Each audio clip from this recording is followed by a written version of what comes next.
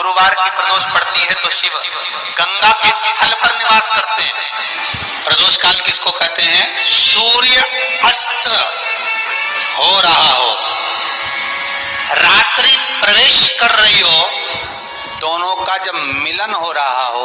वो प्रदोष काल कहलाता है। दोनों का जब मिलन कि हम अगर बीमारी के लिए कोई उपाय करें तो कौन सी प्रदोष पर करें, और लक्ष्मी के लिए कोई उपाय करें तो कौन सी प्रदोष पर करें। तो अच्छे से सुन लेना भाइयों, शुक्ल पक्ष में जो प्रदोष पड़ती है वो लक्ष्मी की वृद्धि के लिए होती है, कृष्ण पक्ष में जो प्रदोष पड़ती है वो रोग और बीमारी को मिटाने की होती है। तो जितने उपाय आपको प्रदोष के बताए जाते हैं उस हिसाब से आप करो कि शुक्ल पक्ष की प्रदोष है तो लक्ष्मी का कोई उपाय करना है तो हमें शुक्ल पक्ष की प्रदोष में करना है। अगर हमें बीमारी से निपटने का कोई इलाज करना है या कोई उपाय करना है तो उसको कृष्ण पक्ष की प्रदोष पर करना है। अब शुक्ल पक्ष की प्रदोष, प्रदोष का दिन था, बैठा हुआ था। मान लो अगर कहीं आप कोई नौकरी के लिए अप्लाई कर रहे हैं, लॉकडाउन में सर्विस छूट गई, कई लोगों की कंपनियां कई बंद भी हो गई, कई कंपनियों से निकाल भी दिया गया, कहीं पत्नी परेशान हो रही है, कहीं पति परेशान हो रहा है, आप कहीं अप्लाई कर रहे हो तो जैसा माता उमा ने प्रदोष काल में, प्रदोष के समय पर, प्रदोष काल के अंतर्गत बेलपत्री का स्मरण किया है, वो बेलपत्र का स्मरण अगर संसार का मनुष्य कर लेता है तो महाराज ब्रह्मवृत्ता पुराण कहती है कि उस जीव का ऐसा कोई कार्य नहीं जो सफल नहीं होगा।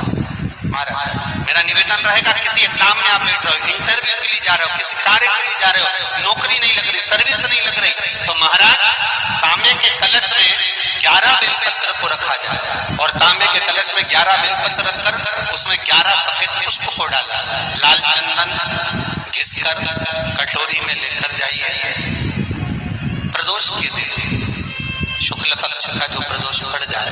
उसके दिन शंकर के शिवलिंग पर लाल चंदन लपेटने से पहले शंकर की जो जलाधारा, महाराज ये शिवलिंग है, ये शिवलिंग है और ये पूरी गोल और ये चरण, ये जलाधारा, ठीक है। आपको पहले भी कहा है शंकर जी की पूरी जलाधारी में शंकर जी का संपूर्ण परिवार। माता उमा का चरित्र कहता है कोई एग्जाम में बैठ रहे हो, कोई कंपटीशन एग्जाम में बैठ रहे हो और चाहते हो कि मेरी नौकरी इसमें लगना ही नहीं है तो लाल चंदन का लेपन आपको इस पूरी जलाधारी पर करना है, लाल चंदन का पूरी जलाधारी पर करना। और महाराज जी जिस कलश में आपने घर से 11 बेलपत्र 11 सफेद पुष्प जल के अंदर डालकर लाए हो, उसको आप चढ़ाएंगे तो इस तरह से चढ़ाएंगे कि उसका भाग हमें दिखे चढ़ते समय, ऐसे नहीं चढ़ाए, उसको चढ़ाते समय इस तरह से चढ़ाएं कि वो जल का भाग हमारी ओर गिरता हुआ। महाराज जब आप वो समर्पित कर दे बेलपत्र पुष्प आदि सभी चीजें, उस चंदन का एक थोड़ा सा भाग पूरी जलाधारी पर हाथ फेर कर अपने दरवाजे पर आते आते उसका स्पर्श कर दे। जिस दरवाजे से आप एग्जाम देने के लिए जाओगे, जिस घर से आप जाओगे, अपने घर के किसी भी दरवाजे पर उसका हाथ लगा दे या कोई स्थान को छू ले। फिर आपको कुछ नहीं करना है, उमा और महेश ही सब कुछ करेंगे जो उनको करना है। सब साथ नारियों की जितनी भी बीमारियां होती हैं स्त्रियों की, चाहे रजो धर्म से जुड़ी हो चाहे अन्य चीजों से जुड़ी, माता प्रसूति का स्मरण कर एक गुलर का फूल आता, घंटी वाला फूल जिसमें डंडी बांध के देवी जी को चढ़ता है, फूल को माता प्रसूति का स्मरण कर जगदम्बा के मंदिर में जाकर देवी के चरण को छुआकर अगर उस पुष्प को माताएं खा लेती है तो उनका जो भी बीमारी होती है रजो धर्म से जुड़ी हुई वो सारी बीमारियां उनकी समाप्त होती है। कई बच्चियों को रजो धर्म से जुड़ी बहुत तकलीफ होती है तो माता प्रसूति का स्मरण कर उस फूल को देवी के चरण में छुआकर उसको खा लो चला। नंदी का एक पांव जो ऊपर होता है, आप लोग दर्शन करे होंगे शंकर जी के मंदिर में नंदी के, तो नंदी का एक पांव